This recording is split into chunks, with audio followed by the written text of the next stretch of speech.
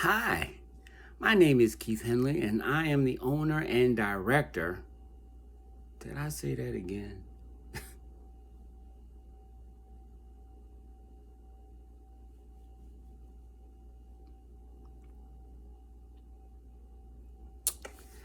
Hi, my name is Keith Henley, and I am the owner and designer of Alpha Designs. Now, Alpha Designs is a company that is dedicated to hand knitted, hand quilted items for the entire family.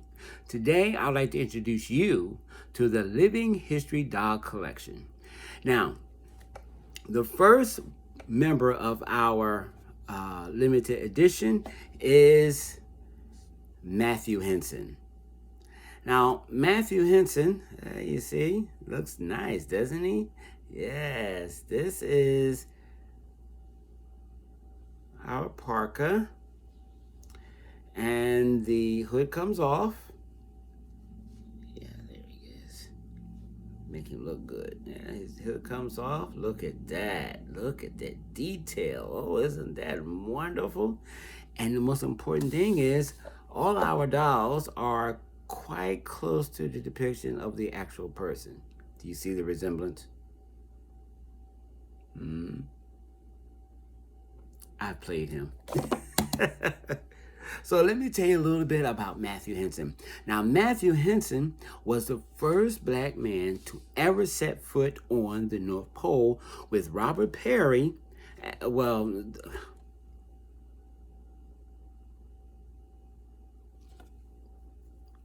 okay, we do this again.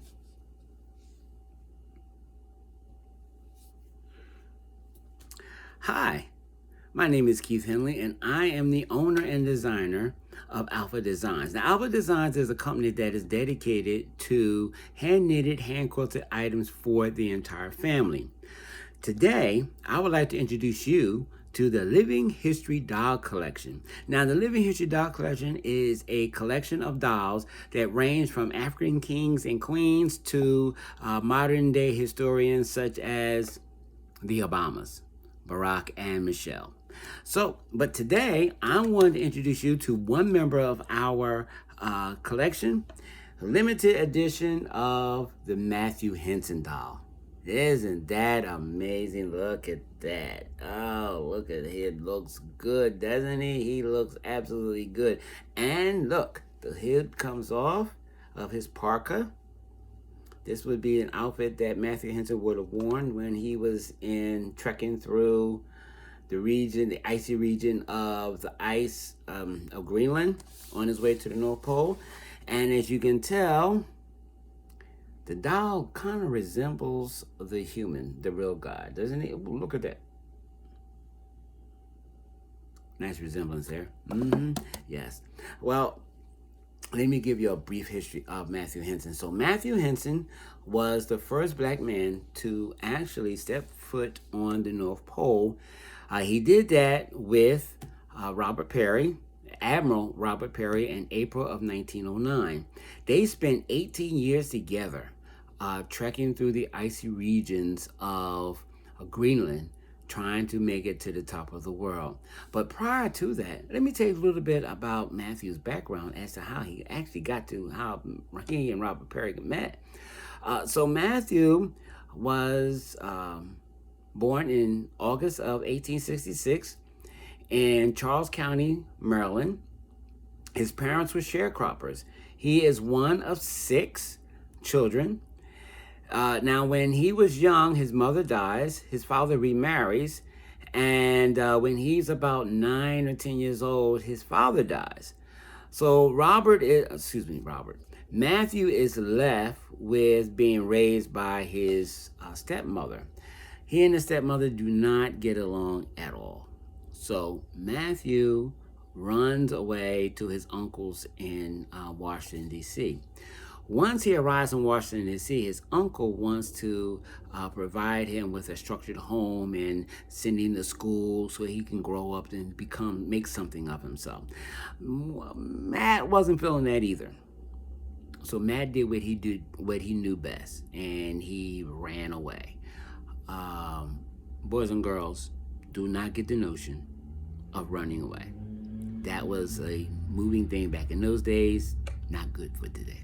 But anyway, so Matthew runs away, and he ends up at this shady pub on the docks of in the docks of DC, owned by a woman by the name of Aunt Jane. Now, Aunt Jane had a jumping place. I mean, her place was jumping. It had all kinds of people coming and going, and Matt's job was to clean the tables, sweep the floors, cook, whatever. I mean, no, he couldn't cook because he wasn't old enough, but all he did was just clean everything up and make sure everything was in order. Now, like I said, there was all kinds of people. The place was jumping. Well, there was a gentleman by the name of Baltimore Jack. Baltimore Jack. Now, you know that's got to be that brother's got a lot of stories with him. That's a character of a character. Baltimore Jack, that's a cool name. Well, Baltimore Cat, not only did he have a cool name, but he had a lot of stories. See, Baltimore Jack owned his own ship, and he sailed the world. He saw all kinds of places. And every time he would come back to Janie's, and he would just tell his exploits. And of course, what an impression that left on my man, Matt. Well, Matt just sat there and soaked all that information up, and all Matt kept thinking about was, one of these days, I'm going to own my own ship, and I'm going to sail the world. Yes, I am. I don't care if it is not something that black men do, but that's what I'm going to do. So what do you think Matt did? You guessed it. He runs away again. This time, he ends up on the docks in Baltimore, where he meets up with a gentleman by the name of Captain Childs. Now, Captain Childs was the captain of the Katie Hines, and that was the first ship that Matt sailed on. Matter of fact, it's not the only, it was his first. And so he becomes a cabin boy for Captain Childs. Now, Captain Childs and Matt not only became good friends, but Captain Childs left a strong impression on the rearing of the man that Matt turned out to be in his later years. So here is Matt on this ship. He learns, Captain Childs teaches him how to read and to write, how to do everything on the ship. He becomes a carpenter. He becomes a cook. He's a medic. He can mend sails. He mends the nets. He reads charts. He does the compass. He knows how to read a compass. There's absolutely nothing Matt cannot do as far as sailing is concerned. But there is one problem. There is a very important problem. Matthew happens to be the only black on the ship. And of course, back in, we're talking about 1878, 1880, you can imagine what that was like. Technically, not too different from what's going on in our world today. But it was much worse back then with Matthew Henson on the ship by himself. So Matt had enough. Not only did he have to deal with the racism on the ship, but every time they would stop at a particular port, he'd had to encounter more racism, and he had enough of it. So one day, he decides that he's going to defend his honor.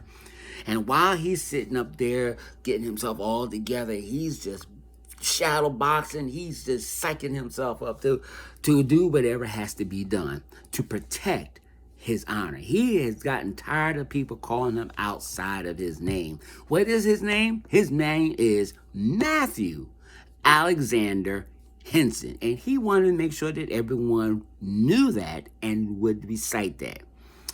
Well, on this particular day, Captain Childs catches up with him and sees him and inquires. He's like, Matt, what are you doing? Well, Matt is sitting up there. He's sweating and he's just going at it. And he goes down there and he tells the captain, and he says, look, I'm the only black on this ship. And I am sick and tired of being ridiculed and being called out of my name. My name is Matthew Alexander Henson, and I want every member of this crew to know that. So if I have to fight my way to get them to understand who I am, I don't care if I get beat, I will fight. Well, Captain Childs stands there and he thinks, and he says to Matt, you know, I understand, but there's nothing you can do with being a black man. For the rest of your life, you are going to encounter all forms of ignorance. There's nothing you can do about it. I mean, I wish I could change, but that ain't gonna happen. But I can tell you this, son. I can tell you this, Matt. This is not the answer. You want to defeat ignorance and racism? Do it with this. He said, pick up a book, read, study the people that you come in contact with. Learn all you can about who they are. Everywhere you go, just study the people, study them. So that when you do come in contact with their arrogance and their ignorance, you ain't gotta defeat them with this. Use this. Use this. Overcome them with your intelligence. That is the best weapon ever given to man. Intelligence. Matt stood there and he thought about it. He was so fired up. Oh, he was full of anger. Ooh, boy, that brother wanted to blow up. Some of you know just exactly how the man felt. But that brother thought about what Captain Childs said, and he says, you're right. As much as I want to kill him, you're right. So what does he do? He picks up a book. He reads every book on the ship. Not only did he read every book on the ship, but every time they stopped at a port, he would go buy books and he would study the cultures and he would study the people. He learned all the languages that he came in, people that he came in contact with. He became a wealth of knowledge. Well, unfortunately, Captain Childs dies a few years later. And because of the racism, Matt just abandons his idea of sailing the world and becoming the captain of his own ship. So he ends up back in Washington, D.C., where he runs into a gentleman by the name of Robert Perry. And at that time, Robert Perry was working for the Navy, and he was being sent to Nicaragua, and he needed a cabin boy. So someone introduces the two of them. And of course, Matt says, listen, I'm too old to be a cabin boy. You know, at that time, Matt was like 22 years old. He said, I'm too old to be a cabin boy. And this is what I can do. He gives him the list and runs down everything he can do. And of course, Robert Perry, being the white man that he is, like typical other white men, he says he doesn't believe him. You know, he's like, black men with that kind of knowledge? Yeah. Okay, really.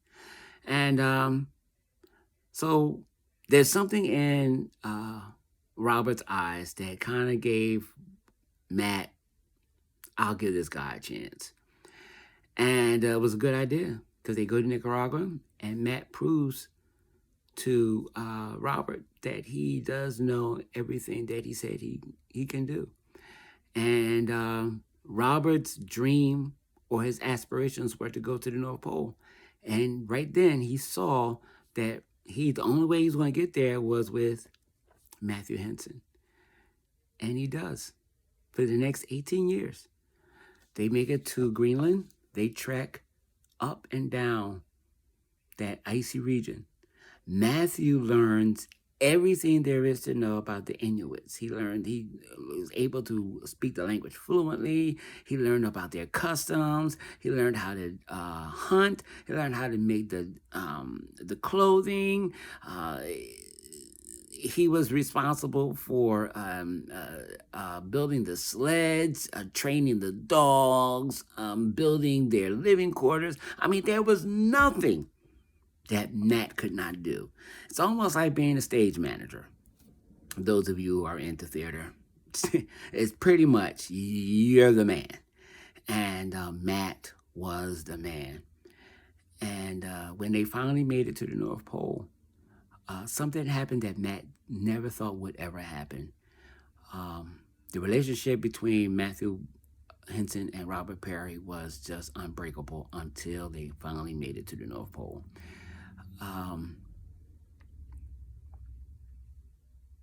When Matt gets there, when they get there, and they set the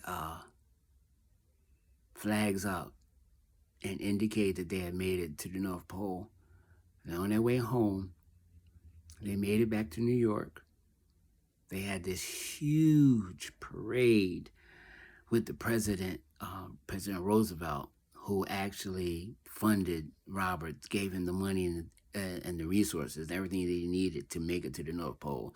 And there were dignitaries. I mean, there were all kinds of people. There were the explorers and Explorer Club and the members and everything. I mean, everybody who was anybody was there. And Robert Perry gets up and he announces and he thanks every member of the crew except Matthew.